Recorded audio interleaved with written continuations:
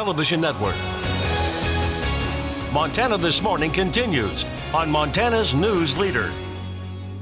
3 days after President Trump announced John Kelly is leaving his job as White House Chief of Staff, we're hearing who the front runners might be to replace him.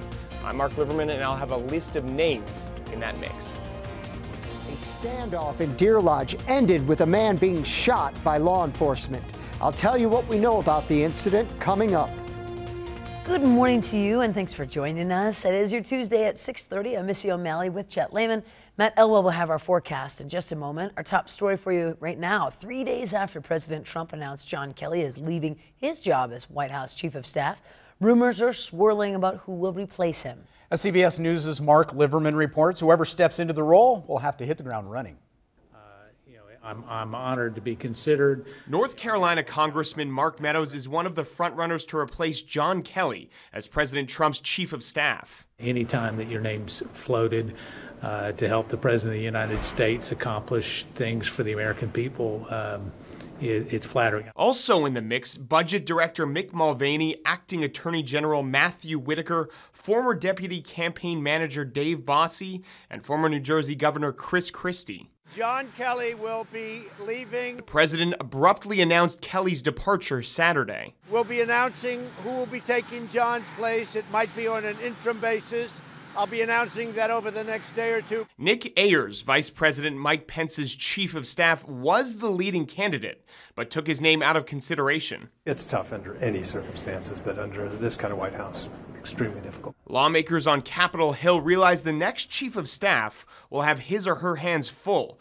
A House of Representatives controlled by Democrats, and the Russia investigation will keep the White House on edge. The president needs to find somebody he's got confidence in, and that whose judgment he trusts, and that knows how to manage a complicated office. The new Chief of Staff will be the president's third in under 2 years. Mark Liverman, CBS News.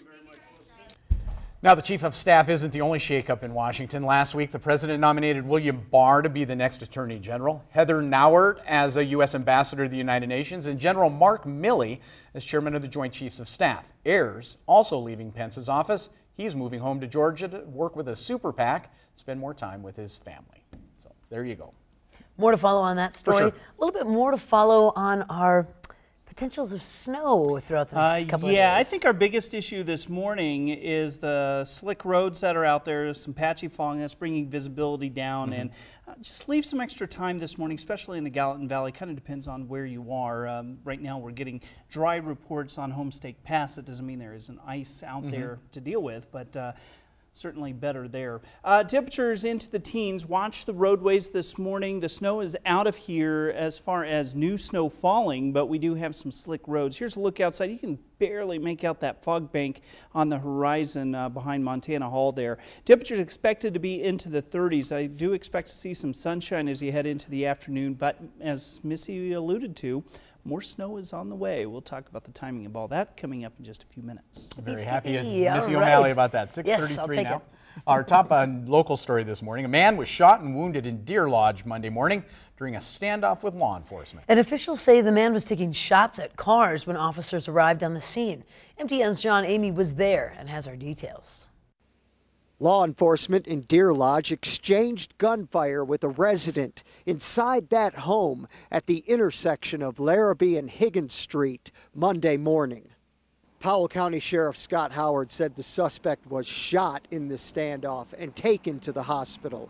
There are several homes in this neighborhood where the standoff took place, and some residents said they actually heard the gunfire.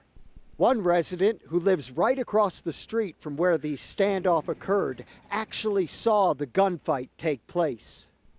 I looked over and could see the two cops behind the building there, and the one had a decent rifle, and then all of a sudden I heard tick, tick, tick, tick, tick, and could see stuff flying off the back of the house.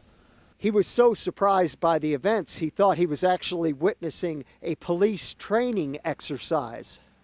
Seen them coming out the back of the house, seen the glass flying. I thought at first it was a training exercise, like that they were shooting paintball guns, because you could see the blast. That's when I called dispatch, because I was like, maybe this isn't a training exercise.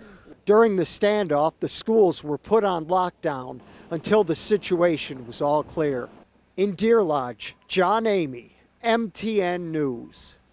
Now, the man was treated at St. Patrick's Hospital in Missoula for a gunshot wound to the arm. The incident is under investigation. In other headlines, a dump truck driver is in the hospital after his vehicle was hit by a train in Belgrade near the airport.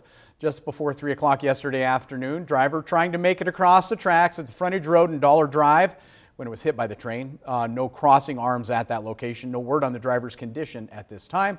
Traffic in that area was backed up for hours along with other trains on that route.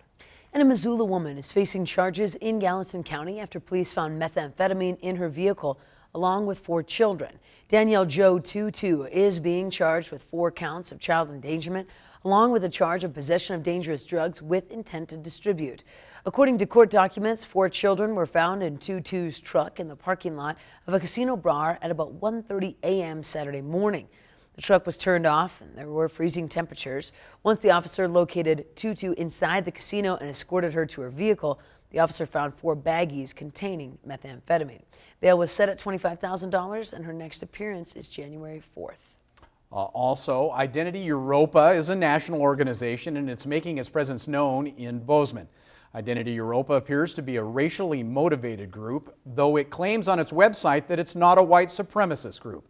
Flyers have been found in Bozeman at the Montana Veterans Memorial on Oak Street and at Montana State University. University released a statement saying, quote, Montana State University strongly rejects the supremacist views espoused by Identity Europa, and we affirm our institutional values based on respect for the dignity of every human being, end quote. Bozeman Police Department says it isn't able to investigate at this time because the flyers are protected speech and the group has not done anything illegal. As long as it's done in a public space, it's protected activity. If people are trespassing to do these things, then there can be issues with that we can investigate.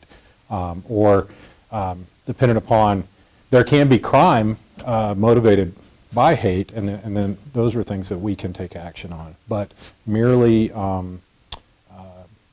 speech-related items like this, the Constitution protects that, and we are sworn to uphold the Constitution. Now, the group has been posting flyers across the United States in places such as New Jersey, Illinois, and in California. And while fields across Montana are dried up for the season, things are green year-round for one Billings business. MTN's Victoria Hill takes us to Swanky Roots for this week's edition of Montana Made. Things are looking green in the Swanky Roots greenhouse. It's a business with deep-rooted family connections that offers up leafy greens year-round. My mom's maiden name is actually Swanky, and when we were starting to talk about this, she came up with the idea of Swanky Roots. Her maiden name is spelled with an E, so we just decided to change it to the Y to kind of match the fancier version of the word that people are used to seeing. Upon the rows and rows of greens, it's what's happening beneath the surface that makes this greenhouse so impressive. We grow aquaponically, meaning that we have fish in our system. They're what drive the system and provide nutrients. Those nutrients eliminate any need for chemicals or soil. Microbes convert fish waste to fertilizer, and the plants take what they need, returning clean water back to the fish. We have 8 1,200-gallon tanks, that's these big ones here, and they have about 1,000 fish in each of them. So we've got, with our nursery system as well, almost 10,000 fish in here. And as time goes by, the system strengthens. And you notice how those roots aren't very big. Well, they don't have to spread all over trying to get everything because everything's just floating by them. It was kind of cool to see the difference from the first ones with longer roots, and they just keep getting smaller and smaller. Making for a 365-day-a-year operation for this mother-daughter duo, producing lettuces, kale, tomatoes, and even edible flowers. Even though growing year-round in Montana seems a little bit crazy, we decided that it would be worth it and that Billings really needed something like this. With an education in plant science and agriculture, along with some encouragement from Mom, the two decided establishing Swanky Roots would be their next big move. What's better than homegrown? I mean, I love Montana. I've been other places. I don't ever want to go anywhere. And so to have this right here and to know we can have healthy, fresh is an awesome thing. Now their greens can be found in local restaurants stretching as far west as Livingston, with more room to grow. In Billings, Victoria Hill, MTN News. Victoria tells us Swanky Roots also experimenting with microgreens and other plants like carrots and cabbage to see if they're a good fit in the aquaponic process. That is awesome. That. My mother-in-law had an aquaponic operation. She had a little flower that grew with the fish in the bottom, and they just continued to take care of each other. I think that's amazing. It's awesome. Yeah, good stuff. Year-round. Year-round. Very cool. There we go. It is time for a quick break. Coming up in just a moment, MTN's Dennis Bragg heads out on special assignment near Whitefish, where a luxury home is being built, and it's all being caught on national camera for a big promotional showcase. But first, we're going to check in with John Dickerson to see what's coming up at 7 o'clock on CBS This Morning. Good morning. Ahead on CBS This Morning, a new study finds women who recently had a child may temporarily be at a higher risk for breast cancer than those of the same age who have not had kids. Dr. David Agus will break it all down, put it in context for us. And former First Lady Michelle Obama writes her note to self. In our ongoing series, she shares what she would tell herself on her first day of college. Plus, she talks about meeting her husband, who happens to be the 44th president of the United States, and balancing family with politics. We'll see you at 7.